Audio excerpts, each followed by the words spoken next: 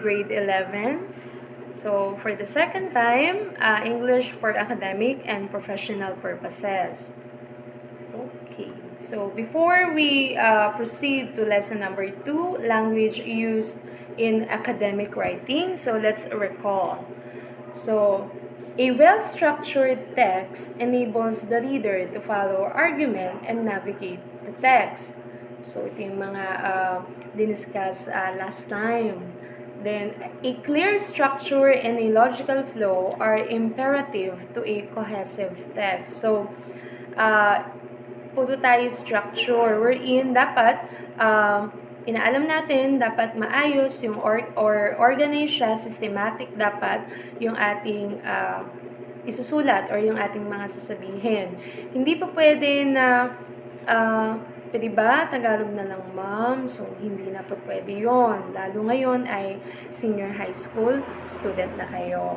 So, a clear structure and a logical flow are imperative to a cohesive text. And then, most academic texts follow established structures such as the three-part essay structure. So, ano-ano ba yung three-part essay structure? So, we have the introduction, the body, and also the conclusion. So, yung tatlo na yan, mahalaga yan kung kayo man ay magsusulat ng isang paragraph or meron kayong isang topic at gagawa nyo siya ng opinion ninyo. So, you have to make sure that the three-part essay structure dapat meron kayo noon. Para meron kayong umpisa at meron kayong wakas. Especially yung gitna, which is the body. So, structure should be considered on all levels of text. You will also find information on structuring paragraphs. So, hindi kailangan na dapat fluent yung inyong pag-English. Ang mahalaga, alam natin yung structure. So, sa ganung sitwasyon, alam natin at kaya nating mag-create ng isang sentences or ng pangungusap, ng paragraph. So, kayang-kaya natin. Basta, lagi nyong iisipin yung structure ng inyong isusulat or yung inyong sasabihin. Okay? So, next. So, punta tayo sa what is an academic language. So, last time, academic text yung ating diniscuss. For now, academic language. So, ano ba ang academic language? So, pag sinabi academic language, it represents the language demands of school in academics, of course. Academic language includes language used in textbooks, in classrooms, on tests, and each discipline.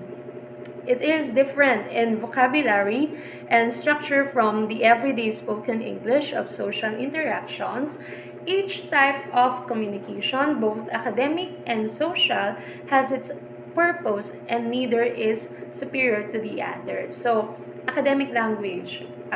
Nanggaling kayo sa junior high school wherein you have your English subject. So, diniscuss yung flow, yung systematic flow ng STD VO, so yung mga English grammar. So, matatawag natin yung academic language kasi pinag-aaralan, inaalam natin. So, in school, kaya siya tinawag na academic language. Then, language, of course, English. So, ang hirap sa iba, especially sa generation ninyo, generation ninyo na medyo nawawala tayo sa hindi natin alam kung paano mag-create ng isang simple sentence. So, simple na lang, medyo hindi pa natin gamay or hindi pa gamay ng ilan sa inyo. So, dapat ma-practice na siya. Mag-practice kayo to write an essay using different topics na napapanahon ngayon. So, what can you say? Your opinion. So, lahat yan, papasok siya sa academic language. So, yun siya.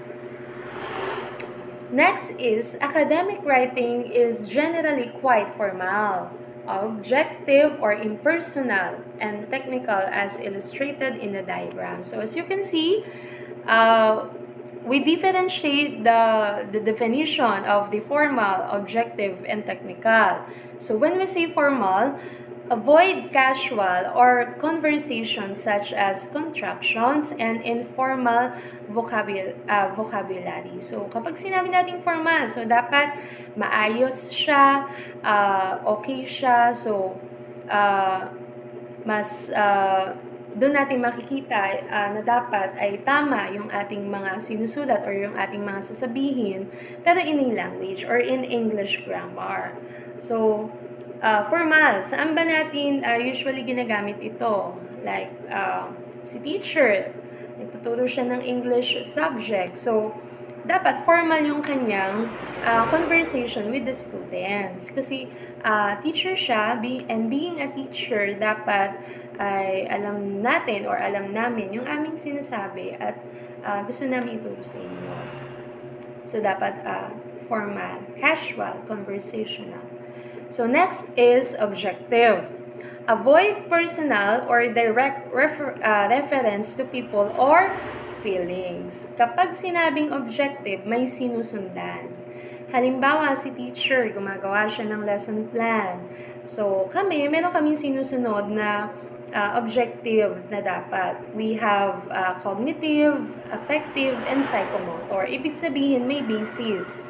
May basis siya. So, careful kayo sa mga sasabihin ninyo or sa mararamdaman ng taong sasabihan ninyo or makakausap ninyo kasi hindi nyo alam, baka hindi na akma or tama yung sinasabi nyo or baka nakakasakit na kayo ng damdamin nila. So, dapat i-avoid natin yon. So, dapat maging objective tayo kung ang kausap natin ay teacher, kung kausap natin ay yung kaklase natin or yung hindi naman natin kabiruan pero nagbiro kayo. So, medyo avoid natin yon.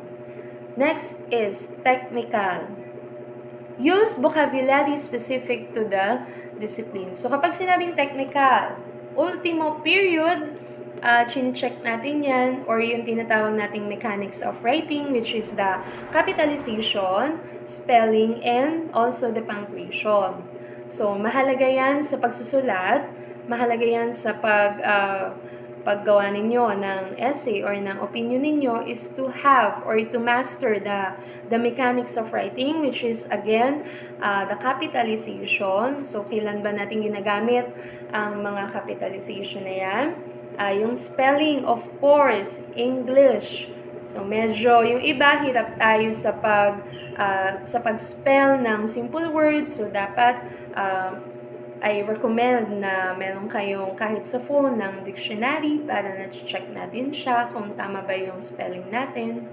So, sa technical ganon. And also with the punctuation mark. Bakit po? Kasi it helps to read the sentences if your sentences has a punctuation mark. Kung ito man ay statement, it should be end with the period, or kung ito man ay command na nag-uutos, so pwede natin gamitin yung question mark. So, kung masaya naman at nabigla tayo, pwede natin gamitin yung exclamation point. So, maraming punctuation mark ang pwedeng makatulong para kung ano man yung ating gustong iparating dun sa babasa ng ating mga sinulat or yung ginawa ninyo, mahalaga yung punctuation mark. Para alam nung nagbabasa kung ano ba yung feeling nung author, which is kayo yon. So, kapag kayo ay nagsulat ng isang essay, ang tawag na sa inyo, kayo yung author kasi sa inyo nanggaling yon.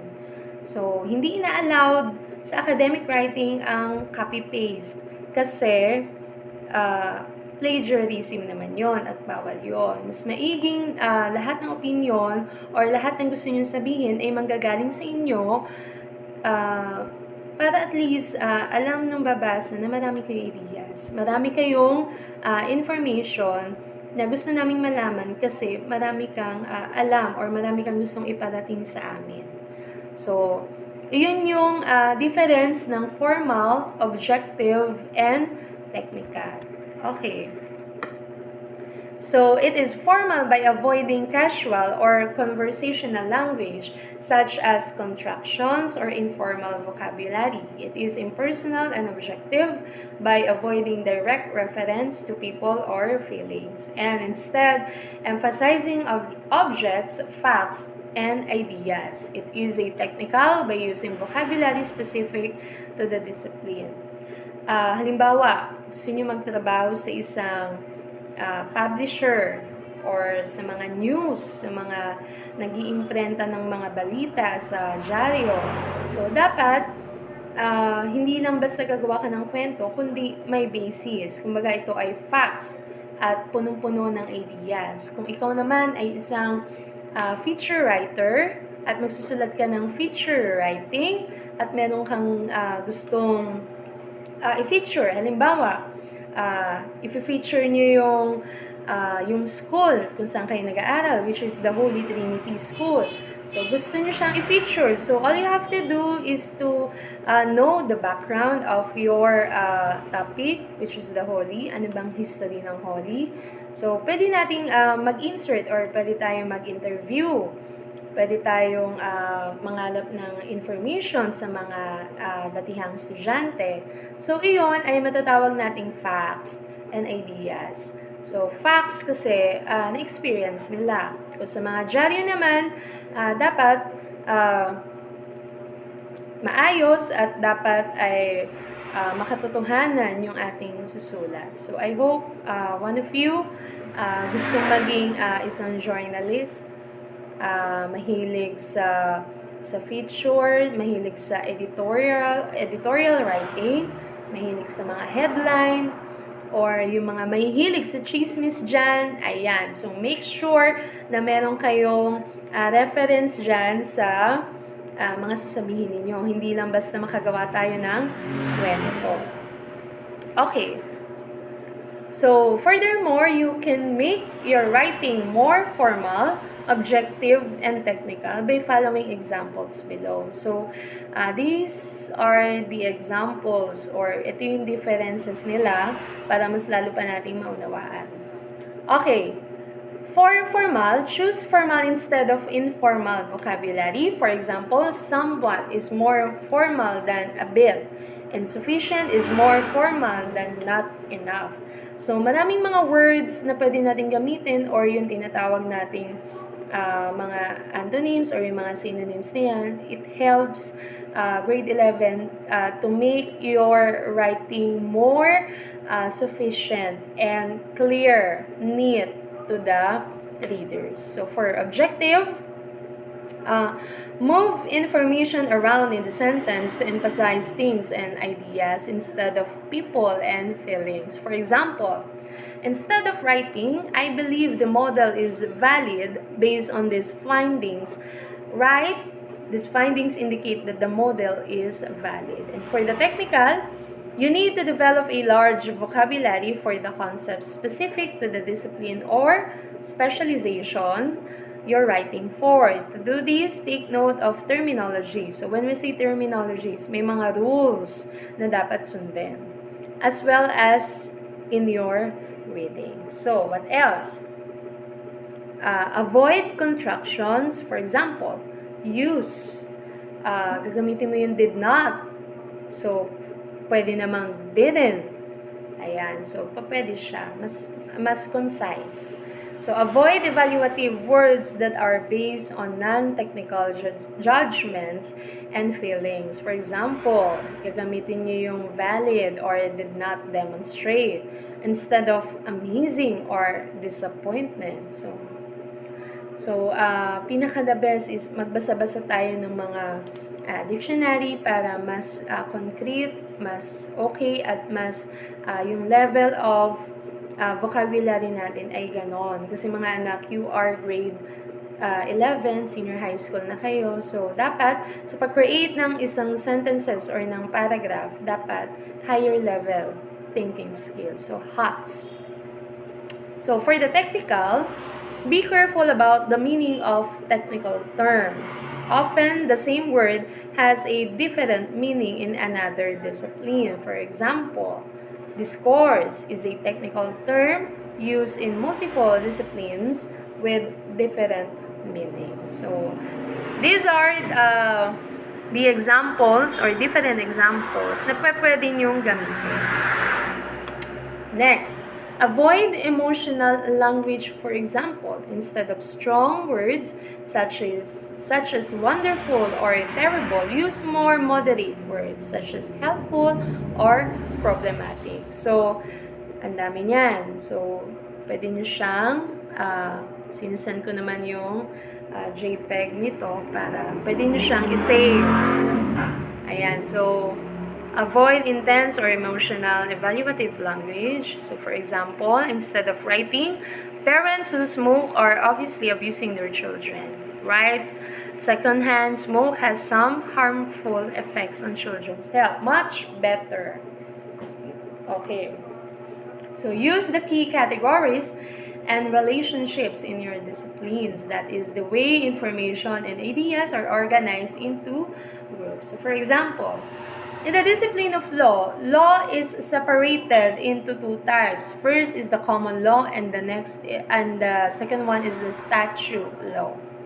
So, we have many words to, kumbaga pwede nating ipalit para maging mas concrete, mas concise, mas accurate dun sa ating gustong iparating. Pero make it sure na hindi lalayo yung inyong mga sinasabi dun sa topic ninyo.